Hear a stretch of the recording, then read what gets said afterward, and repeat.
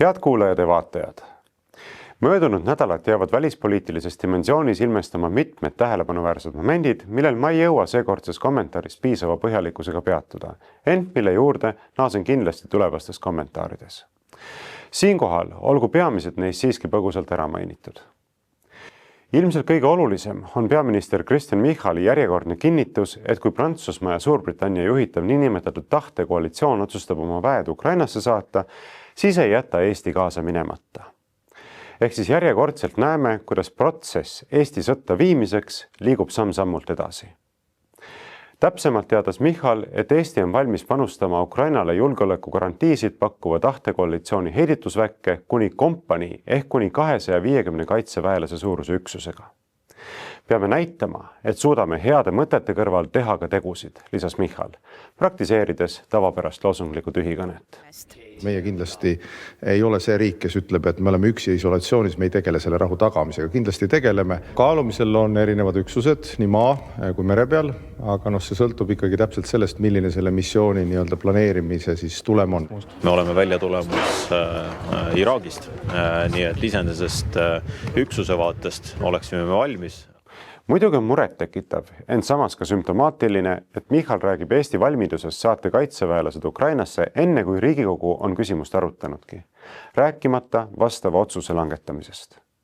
See näitab järjekordselt, kui illusoorne on Eesti Vabariigis parlamentarism ja austus põhiseaduse vastu. Ütleb ju põhiseadus paragrahvis 128 ühemõtteliselt, et kaitseväe kasutamise välismissioonidel otsustab Riigikogu, mitte valitsus. Aga näe, Michal valitsusjuhina juba teab, mida Eesti on valmis selles küsimuses tegema. Aga muidugi ta teab, sest valitsus ju dikteerib Riigikogule kõik olulised otsused ja Riigikogu vaid lööb omalt poolt otsustele templijälje peale. Nii ütlebki Michal. Enne üksuse saatmist küsime mõistagi mandaati Riigikogult. Tegelikult ei küsita mingit mandaati, vaid vormistatakse juba langetatud otsus. Otsus, mida mina Riigikogu liikmena mitte mingil juhul ei toeta, sest just sedasi toimides, nagu valitsus kavandab, on kõige suurem tõenäosus tõmmata Eesti sõtta Venemaa vastu. Ehk teha Ukraina sõjast mitte enam kaudselt, vaid täiesti vahetult ja otseselt ka Eesti sõda. Kusjuures seda olukorras, kus USA kui ainuke reaalset heidutuspotentsiaali omav militaarne jõud on ühemõtteliselt öelnud, et nemad oma sõdureid Ukrainasse ei saada. Olukorras, kus sama on öelnud ka Poola kui regiooni suurim militaarne jõud, rääkimata paljudest Kesk-, Lääne- ja Lõuna-Euroopa riikidest. Ehk järjekordselt näeme, kuidas viiakse ellu programmi, mis ilmselgelt ei teeni Eesti huve. Seda öeldes nõustun täielikult Martin Helmega, kes kirjutas Facebookis reaktsioonina Michali väljaütlemistele ei ja veel kord ei, ning toonitas, et Eesti ei tohi saata Ukrainasse mitte ühtegi sõdurit ja seda 3 peamisel põhjusel. Esiteks seetõttu, et Eesti on rinderiik, millel on piir Venemaaga ja seetõttu ei või me endale lubada ainsagi sõduri, ainsagi relvasüsteemi, ainsagi laskemoona koguse äraandmist. Meil on niigi vähe, kõik tuleb kokku koguda ja kokku hoida. Teiseks seetõttu, et just niisuguse sammuga alustaksime ise sõda Venemaaga, olemata võimelised või valmis vähegi tõsisemaks vastukäiguks omaenda maal. Ja kolmandaks seetõttu, et meie osalus ei omaks nii ehk naa vähimatki sõjalist mõju, küll aga oleks see sümboolselt tähenduslik, kusjuures sümbolväärtus töötaks selgelt meie kahjuks. Lisaks sellele, et astuksime Venemaa vastu sõtta, mida me pole võimelised pidama, ammugi mitte võitma, aitaksime ehk siiski selle läbi käivitada NATO-Venemaa sõja ja selle abil ka 3. maailmasõja, ehk isegi tuumasõja. Lisaks väärib tähelepanu seegi, et sisuliselt on Riigikogu juba ette andnud blanketse nõusoleku kaitseväelaste Ukrainasse saatmiseks. Seetõttu polegi valitsusel otsest vajadust tulla parlamendis oma plaanidele täiendavat kummitemplit alla saama. Nimelt võeti ju eelmise aasta lõpus vastu Riigikogu otsus pealkirjaga Kaitseväe kasutamine Eesti riigi rahvusvaheliste kohustuste täitmisel Põhja-Atlandi lepingu organisatsiooni või selle liikmesriigi, Euroopa Liidu või Ühinenud Rahvaste Organisatsiooni juhitaval muul rahvusvahelisel sõjalisel operatsioonil sellesse esmakordsel panustamisel. See otsus võimaldab kasutada Suurbritannia või Prantsusmaa juhitaval välismissioonil kuni 100 kaitseväelast. Otsust vastu võttes märkis Riigikogu, et konfliktid ja kriisid võivad eskaleeruda ootamatult ja kiiresti ning vajaduse korral peab Eesti olema suuteline kiiresti ja paindlikult lähetama kaitseväe üksusi kriisi ja konflikti piirkonda, et panustada rahvusvahelise stabiilsuse tagamisse ja kaitsta niiviisi ka Eesti julgeolekuhuve. Sobiks praegusele olukorrale nagu valatult, kas pole? Kujunevas olukorras on näha, kui suurt ohtu selliste blanketsete volituste andmine endas kätkeb. Ja taaskord pean rõhutama, nagu tegin seda blankovekslit andva eelnõu menetluse raames kõnet pidades, et see lihtsalt ei ole kooskõlas põhiseaduse paragrahvis 128 sätestatuga, mille kohaselt peaks Riigikogu otsustama iga konkreetse kaitseväe kasutamise välismissioonidel, mitte andma valitsusele selleks nii laiu blanketseid volitusi, mis sisuliselt tähendavad Riigikogu põhiseadusliku otsustusõiguse loovutamist. Nagu ma juba oma küsimust esitades ja küsimusega kaitseministri poole pöördudes osutasin, olen mina küll sügavalt veendunud ja ma arvan, et see veendumus iseloomustab kogu meie fraktsiooni, et käesolev eelnõu 479 OE siis on vastuolus põhiseadusega. Ja sellisena ei tohiks meist keegi seda eelnõu toetada, sellepärast et me kõik oleme andnud vande jääda truuks põhiseadusele. Nädala teiseks tähelepanu väärivaks momendiks on asjaolu, et kolmapäeval anti Ämari lennuväebaasis kaitseväele üle 6 USA sõjatööstushiiu Lockheed Martini toodetud HIMARS ehk High Mobility Artillery Rocket System mitmikraketi heitjat. Koostöös USA sihtüksusega Võit on kaitsevägi viinud läbi raketi suurtükiväe patarei isikukoosseisu eelõppe ning suvel algavad esimesed lahingulaskmised, teatas Riigi Kaitseinvesteeringute Keskus. ERR vahendab, et mobiilne ja lahingus testitud HIMARS, millest saab välja lasta ATACMS ehk Army Tactical Missile System rakette, võimaldab tabada sihtmärke enam kui 300 kilomeetri kaugusel. Taustainfoks olgu mainitud, et Tapalt Peterburini on vähem kui 300 kilomeetrit, Narvast aga vaid pool sellest. Meenutades Kuuba raketikriisi võib võrdluseks märkida, et Havannast Miamini on rohkem kui 360 kilomeetrit, Washingtonini aga rohkem kui 1800 ja New Yorkini enam kui 2000 kilomeetrit. Informatiivne on seegi, et süvalöökide andmise võimekusega mitmikraketi heitjad, millised on planeeritud paigaldada ka Lätti ja Leetu ning mis kaitseminister Pevkuri sõnul viivad meie kaitsevõime uute ajajärku, on soetatud tuginedes USA ulatuslikule rahalisele toetusele. USA kandev roll nii hanke rahastamisel kui ka meie kaitseväelaste väljaõppes kinnitab taaskord, et Eesti ja USA kahepoolne kaitsekoostöö on laiapindne ning rajatud vankumatule usaldusele ning ühistele eesmärkidele, märkis Pevkur. ERR ei anna meile infot soetatud relvasüsteemide ega selle moona hinna kohta. Küll aga vahendab, et USA-poolne HIMARS-süsteemide soetamise rahastamine on osa laiemast julgeolekupaketist ning lähtub eesmärgist tugevdada NATO idatiiva kaitsevõimekust. Teada on, et osa rakette on kohal. Võin kinnitada, et meil on olemas raketid ja kindlasti neid tuleb veel juurde ka sellel aastal. Ja oluline on teada seda, et need süsteemid on kasutusvalmis tänasest päevast. Hetkel ATACMS-i Eestis veel ei ole.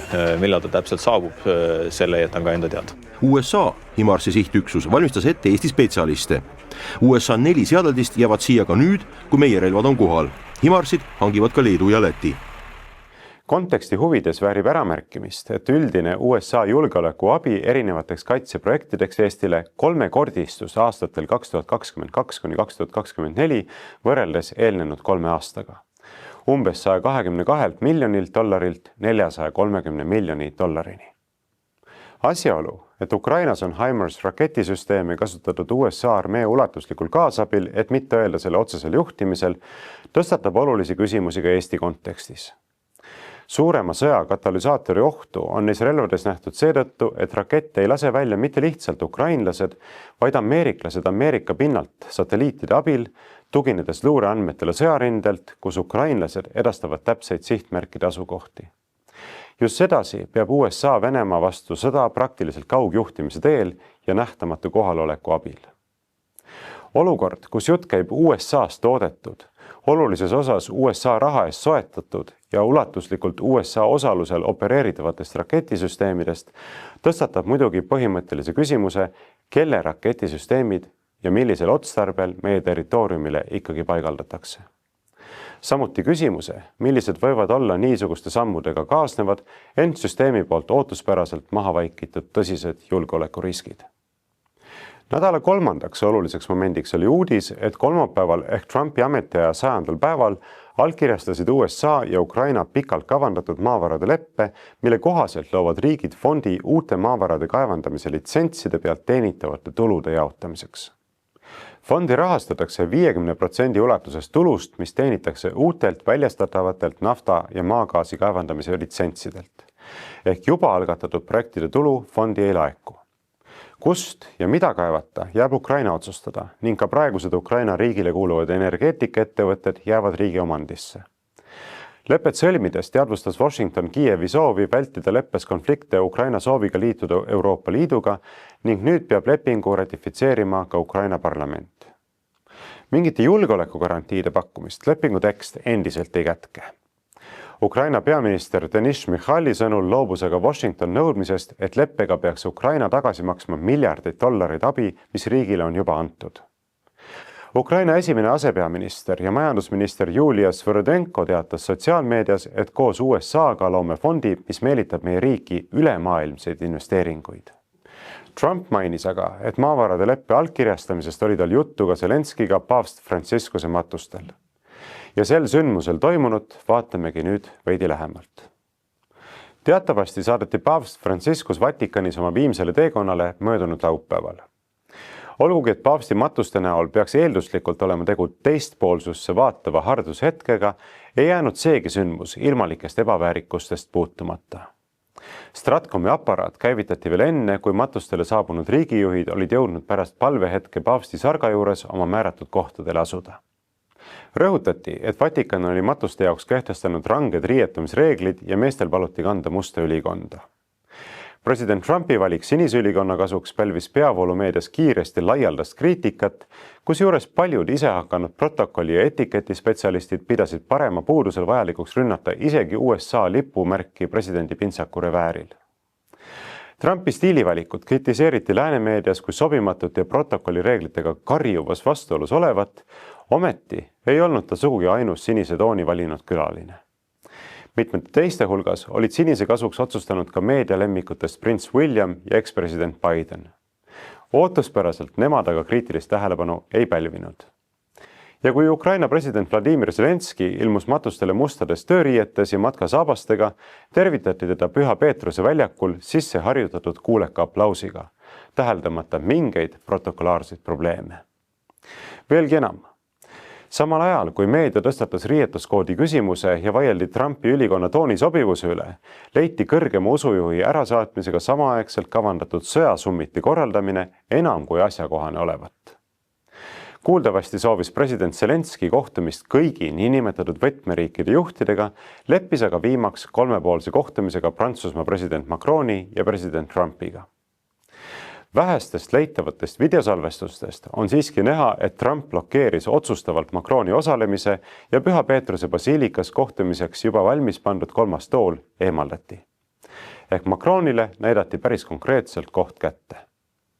Kiirkohtumine kahe presidendi vahel vältas kõige enam veerand tundi ning Zelenski sõnul nõustusid riigijuhid kõnelusi jätkama pärast matuse talitust. Ehkki jätkuvestlus jäi ära ja Trump lahkus koheselt pärast ürituse ametliku osa lõppu, ütles Zelenski, et tegemist oli väga sümboolse kohtumisega, millel on potentsiaali saada ajalooliseks. Ootuspäraselt asuti Zelenski sõnumit koheselt võimendama.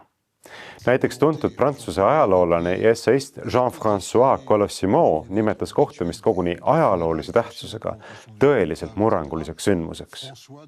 Kuigi Colossimo oli sunnitud möönma, et tegelikult ei tea keegi, millest riigipead rääkisid või äkki nad ei rääkinudki suurt millestki, olid kohtumist jadvustanud fotod vajalikud, et kustutada mälestus kurikuulsast stseenist ovaalkabinetis. Niisiis seati taaskord esikohale vorm, mitte sisu. Paljuhäälselt kiideti, et tegemist oli erakordselt hästi õnnestunud Zelenskile imagoloogiliselt kasuliku avalike suhete trikiga. Meedia ja propaganda võlumaailmas on isegi Ukraina kujuteldav edu Venemaa reaalseks kaotuseks. Seejuures seletas ka Rainer Saks Vene eksperdiks kehastudes, et kindlasti tajuti isegi Moskvas, et nende väga madalal poliitilisel tasemel osalus matusetseremoonial osutus diplomaatiliseks kaotuseks. Saks jätkas dotseerivalt, et kuna katoliku kirikut peetakse Venemaal üheks põhivaenlaseks, tekkis seetõttu ilmselt psühholoogilist laadi tõrkeid kultuuriministrist tugevama välispoliitilise persooni Rooma saatmiseks. Ja et nüüd süvenes üle maailma levitatud telepildis veelgi enam mulje Venemaa diplomaatilisest isolatsioonist. Neid meie ise hakanud eksperte ja nende eksperthinnanguid. Valisin paavsti matustel toimunu oma tänase põhiteema sissejuhatuseks mitmel põhjusel. Umbes 1-tunnisesse ajaraami surutuna nägi soovija kiirkokkuvõtet nii-öelda asjade tegelikust seisust. Kui miski ei ole enam püha. Kui justkui märkamatult kasvanud metsikus on vohama pääsenud ja lämmatab vähese veel säilinud kultuuri. Minu isa Ülo Vooglaid on kultuuri määratlenud kui väärtuste ja normide, aga ka vooruste, müütide ja tabude kogumit, mis korrastab inimese hoiakuid ja suhtumist, mõtlemist ja käitumist. Sellega on tihedalt seotud inimese identiteet. Identiteedi hägustumine ja sellest tulenev kultuuriseoste purunemine on väga ohtlik, kuna sellisel juhul ei saa kultuuri oluline funktsioon ehk ühiskonna iseregulatsioon enam toimida ning inimestest saavad manipuleerimise objektid. Ja nüüd näemegi, kuidas kirikupea matustele kogunenud ateistid moondasid püha kombetalituse pinna seltskonnameedia jubelduste saatel odavaks laadaplatsiks. Kuidas loetud minutid enne ärasaatmist suitsunurgalikult kaubeldakse relvade, raha, maavarade ja surmaga. Kuidas sakraalruumides sisuliselt sarga kõrval tehakse diile viimase hetke parima pakkumise pinnalt. Pärast Kristuse kannatuste nädalat aset leidnud mõttelist templi puhastamist oleks tulnud kaubitsejad palvepaigaks ette nähtud templi eesõuest välja ajada. Ent märgiline on seegi, et seda ei tehtud. Vastupidi, Ameerika katoliikliku ülikooli professor Francesco Giardino õhkas pärast presidentide kohtumist, et tegu olevat olnud paavst Franciscuse imega. Järjekordsed tühjad sõnad, mis on saanud nii harjumuspäraseks. Toimunu teine tahk annab tunnistust võimsateks, isegi monoliitseteks peetud liitude lagunemisest. Vaevalt on kellelgi jäänud märkamata, et kõige olulisemate rahvusvaheliste küsimuste lahendamise kontekstis räägitakse tegelikult aina vähem Euroopa Liidu ja NATO kandvast rollist, justkui ebaproportsionaalselt palju, aga erinevatest tahteliitudest ehk tahtekoalitsioonidest. Põhjusega, sest siiani ülivõimsateks peetud plokid on osutunud kriisides hambutuks, nendega seotud institutsioonide juhid on aga paljastunud pelgalt papist marionettidena. Gigantsed süsteemid, mis kulutavad hoomamatut ressurssi pelgalt enese paigal ja püsti hoidmiseks. Süsteemid, mis selmet pakkuda töötavaid lahendusi, suudavad produtseerida eeskätt bürokraatlikke tõkiseid ja neid õigustavat meediaudu. Sõjaväeluure taustaga Šveitsi erukoloneli Jacques Baudi hinnangul on Euroopa Liidu üheks peamiseks vajakajäämiseks, samas ka suuremaks väljakutseks kujunenud niinimetatud suure eesmärgi ja strateegilise kursi puudumine. Eriti praegusel kriitilisel ajajärgul. Aastakümneid toetus Euroopa strateegilises mõtlemises mugavalt USA-le.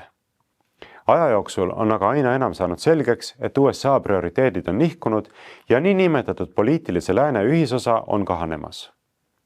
Selle asemel, et taaselustada iseseisev strateegiline mõtlemine, on Euroopa kaldunud ja aina enam kinni jäämas soovmõtlemisse. Ent vastaste otsimine ja mõistagi nende leidmine, samuti nende demoniseerimine on masside kontrollimiseks toimiv vaid lühemas perspektiivis. Tõsi, üheks võimaluseks, mida jõudumööda ka kasutatakse, on aina uute ja veelgi tõsisemate ohtudega hirmutamine. Tegelikult on sarnased probleemid mitte ainult Euroopal, vaid läänel tervikuna. On vaid teatud tinglikud eesmärgid, kuid puudub usutav strateegia nende saavutamiseks. Põhjalikult läbimõeldud strateegia puudumist püütakse korvata hetkeliste taktikaliste käikudega, saadetuna suurejoonelisest emotsionaalsest ülesköetud retoorikast. Kui ütlesin teatud tinglikud eesmärgid, siis teadlikult, sest need on paljuski ebamäärased ja ujuvad ega oma ploki ülest vankumatut toetust. Vastupidi, me näeme nii häälekaid vastuseisjaid, tagaritta nihkujaid kui ka kõrvale hiilijaid. Eestis oleme mitmetel arusaadavatel põhjustel disproportsionaalselt kinni kõiges Ukrainaga seonduvas, kuid eeltooldu avaldub vähemalt samal määral Palestiina ja Iraaniga seotud küsimustes. Rääkimata esialgu veel pisut ebamäärasena tunduvast Hiina teemast. Ent kuhu on Euroopa liikumas? kuhu ta peaks liikuma või kuhu ta üleüldse võiks liikuda. Puudub toetuspunkt ja ka sihtpunkt ehk eesmärk. Ja sellest olulisest vajakajäämisest lähtuvalt ei ole võimalik hinnata ka praeguse kursi õigsust. Või veelgi enam, kas erinevate tegijate heitlikud sammud enam üldse mingilgi määral liidu kunagi deklareeritud ühishuve toetavad. Kitsamalt võttes on ebaselge, kes konkreetselt Euroopa Liidu välispoliitika eest vastutab. Kas on see välis- ja julgeolekupoliitika kõrge esindaja Kaja Kallas? Kindlasti mitte.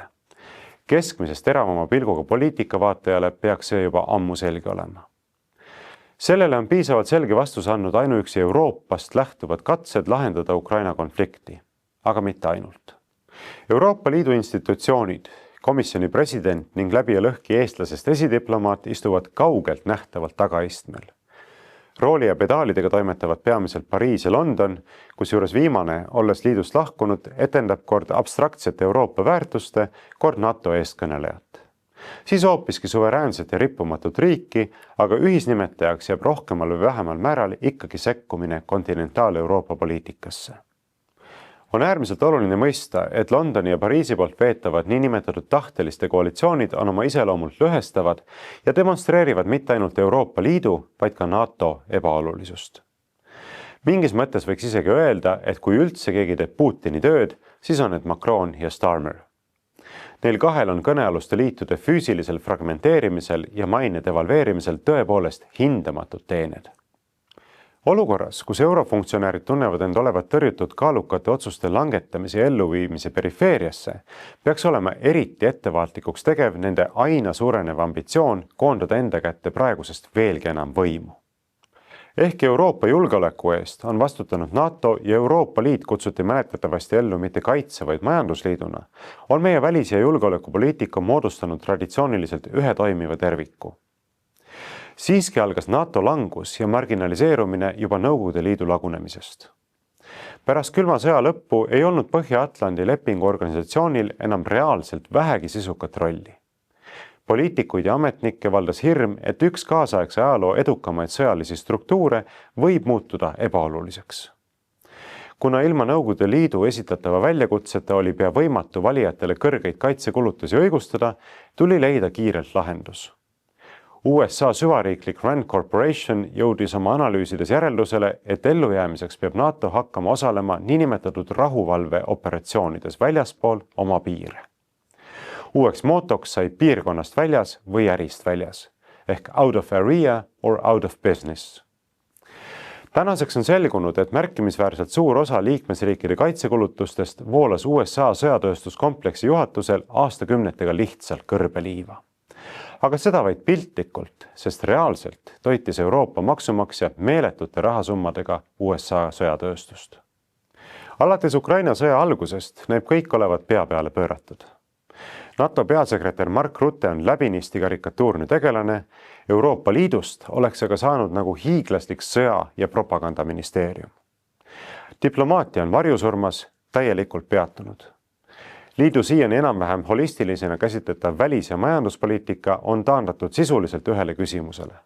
Kuidas purustada Venemaa või vähemalt seda oluliselt nõrgestada?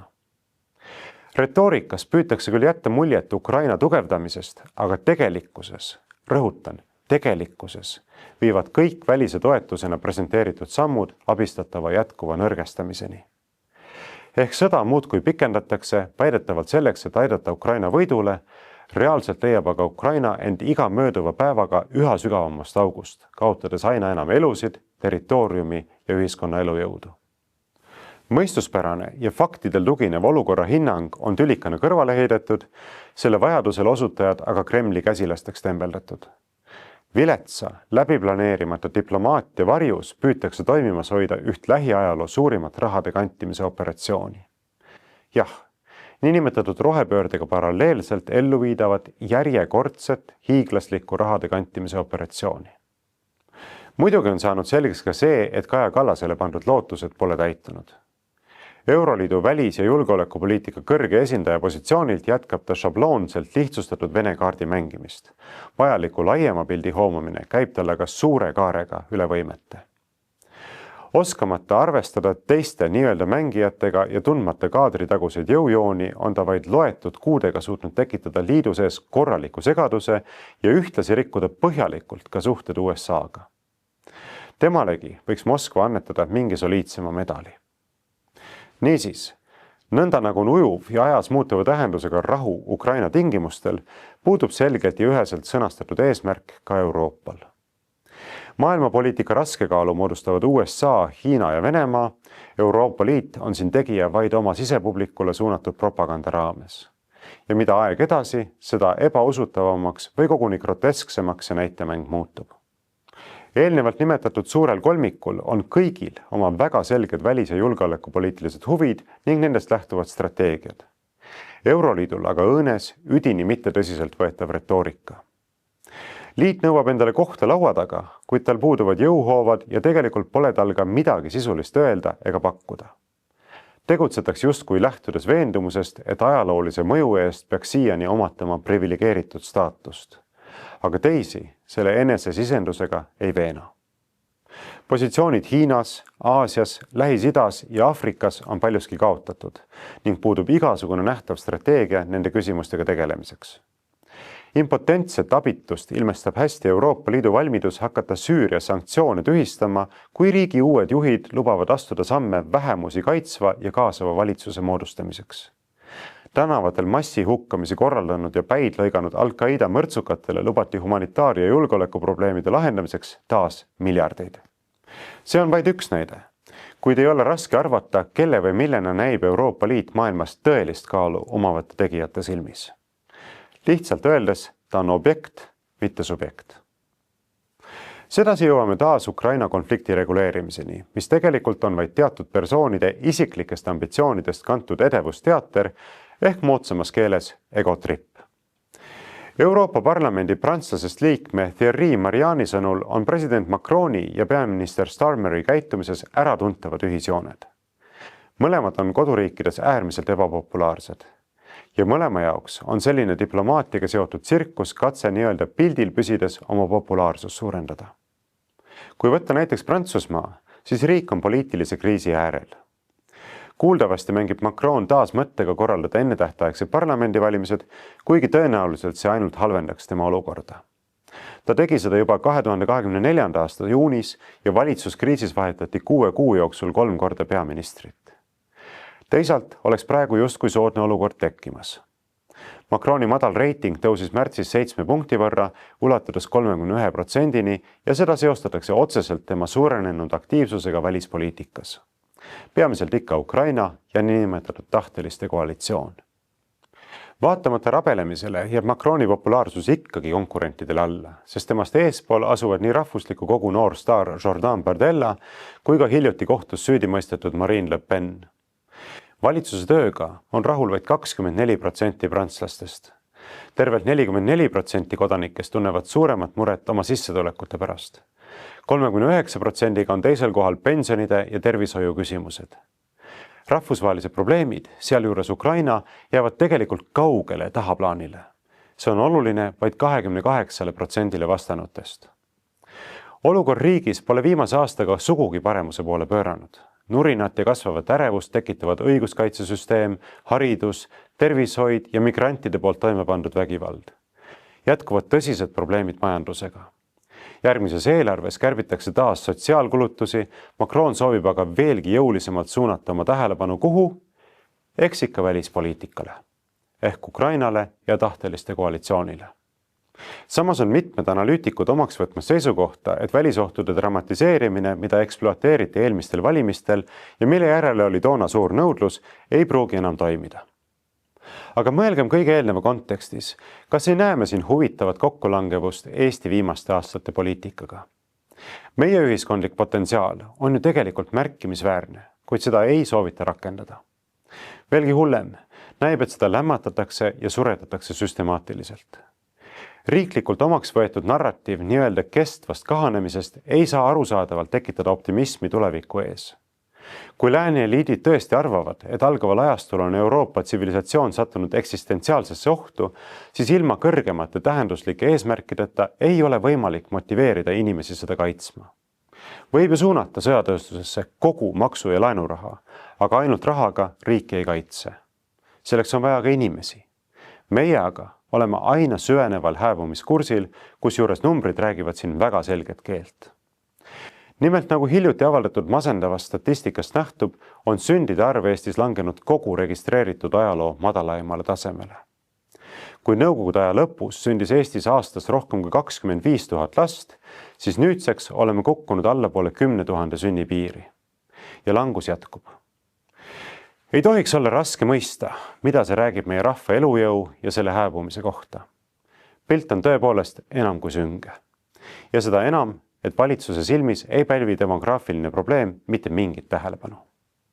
Planeedi päästmiseks kanditakse miljardeid rahva raha, oma rahva väljasuremisega oldakse aga leppinud, mistõttu ei lasta ennast sellest häirida. Kohati kostub tõdemus, et meie seis on sant üle isegi sõjatrummide peksmisest. Näiteks Postimehe palgale kollinud süvariiklik sõjapistrik Erkki Koort muretses hiljuti, et valitsuse hinnangul jaguvad raha nüüd koguni ühe suure sõjalaeva ostmiseks. Koort palus siiski mõtet uuesti ja tõsiselt kaaluda, sest sirges joones vähenev rahvastik tähendab vähem valikut ka laevameeskonda ja üks laev on seejuures ülimalt kallis, aga samas väga piiratud sõjaline võime. Olukorras, kus Euroopa põlisrahvaste väljasuremine näib olevat eliitide läbimõeldud modus operandi ehk koguni tegevusprogramm, ei leia noored piisavalt põhjust, miks oma riigi nimel eluga riskida. Eriti nõrk kaitsetahe on teise maailmasõja niinimetatud kaotajariikides. Valdav osa itaallasi, austerlasi ja sakslasi, vastavalt 78, 62 ja 57%, ei ole nõus oma riike sõjaolukorras kaitsma. Aga ka pooled Suurbritannia noored ei näe põhjust oma riigi eest võidelda. Meie oleme küll uhked oma kaitsetahte kõrge taseme üle, ometi selgus 1,5 aastat tagasi valminud uuringust, et vaid 31% küsitletuist on valmis Eestit kaitsma. 30% vastas pigem jah. Vaadeldes riigis ja ühiskonnas toimuvat tuleb küsida, kus oleme täna, kus paari aasta pärast. Igal juhul olen isiklikult viimase aasta jooksul kuulnud mitmetelt kaitseliitlastelt, et tegelik kaitsetahe on arvatust ja presenteeritust kaugelt kasinam. Ja olukorras, kus valitsus muudkui kägistab oma rahvast, see aina kahaneb. Eestis on väga pikalt räägitud erinevatest kriisidest. Olgu selleks tervishoiukriis, COVID, julgeolekukriis või kobarkriis. Kuid täna pole meil põhjust oodata, et midagi ise üle läheks, sest nagu olen terves reas kommentaarides selgitanud, on meil muudkui süvenev juhtimiskriis valitsuse tasandil. Ja seda juba aastaid. Selle tõsiasja ilmestamiseks kirjutas Maarja Vaino sel nädalal, et juba aastaid on Eestis juurdunud või on seda teadlikult juurutatud mingisugune veider klassiühiskond, kus eksisteerivad justkui priviligeeritud ühiskonnaliikmed, niinimetatud uusaadel ja siis teised. Riik ja selles leiduv raha näib ennekõike olevat esimeste jaoks. Teised, kelle hulka silmapaistvalt on liigitatud näiteks maainimesed ning perekonnad, arvestagu sellega, et nende enda eluvalikud, näiteks sünnitada lapsi, harida maad, on tinginud selle, et neil on raske ja kobiseda pole siin midagi. Teadagi, Matsi asi on müts peast võtta, kui mõisahärra räägib, kirjutab Vaino. Ühes oma hiljutises kirjutises osutas Mattias Jõesaar, et praegu räägitakse palju senise maailmakorra lõpust ja ajastute vahetumisest. Ent kui lääs tahab ajastute vahetusest edukalt väljuda, tuleb lõpetada postmodernistlik infosõda oma eneseväärtuste vastu. Dekonstrueerimise ajastule võiks järgneda rekonstrueerimise ajastu ja selleks on vaja sõnastada kõigile mõistetavad eesmärgid. Eestil on trump tagataskus olemas. Meie riigi olemasolu mõte on ammu ära sõnastatud ja ühiskondlikult aktsepteeritud. Meil pole vaja midagi uut välja mõelda, vaid kujundlikult öeldes praktiseerida anamneesi. Eesti riigi eesmärk on kirja pandud meie põhiseadusse. Tagada vabaduse, õigluse ja õiguse ideaale teenides, rahu säilitades ning praeguste ja tulevaste põlvede üldiseks kasuks eeldusi luues Eesti rahvuse, keele ja kultuuri säilimine läbi aegade. See ongi tähenduslik Eesti idee, mille nimel oma riiki ja ühiskonda kultiveerida ja vajadusel ka relvaga kaitsta. Just nii, nagu oleme valmis kaitsma oma kodu. Kui Eesti tahab säilida ja veelgi enam, saada Euroopa ülesehitusajastu üheks eestvedajaks, peavad meie valitsused hakkama põhiseadusesse kirja pandud suurte eesmärkide täitmist oma tegudes näitama.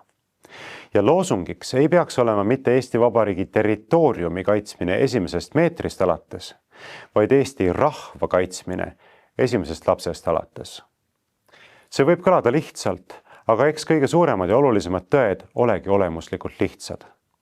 Mistõttu enamasti ei ole probleem suutmatuses, vaid hoopis soovimatuses neid mõista. Nagu ma eelmise kommentaari lõpus ütlesin, on elulise tähtsusega virguda nõidusunest, taasavastada riikliku iseseisvuse tähendus ja leida üles ka julgus selle praktiseerimiseks. Vastasel juhul jääb Eesti Vabariigi iseseisvusega lugu sama sümboolseks kui tudengite volbriöise võimu haaramisega Tartus. Võimu haaramisest küll räägitakse, ent kõik saavad aru, et reaalsusega pole seal mingit pistmist, sest mitte mingit reaalset võimu enda kätte ju ei saada. Tänaseks tänan teid kuulamast ja kaasa mõtlemast. Nagu ikka, märgin ära, et kui peate vajalikuks minu välispoliitika kommentaaride projektile omalt poolt kaasa aidata, siis selleks tarviliku info leiate minu kodulehelt aadressiga varrovooglaid.ee. Toetuse eest, mis võimaldab mul kaasata sisulist ja tehnilist abi, olen siiralt tänulik. Soovin teile ilusat nädalavahetust, kohtumiseni taas järgmisel nädalal.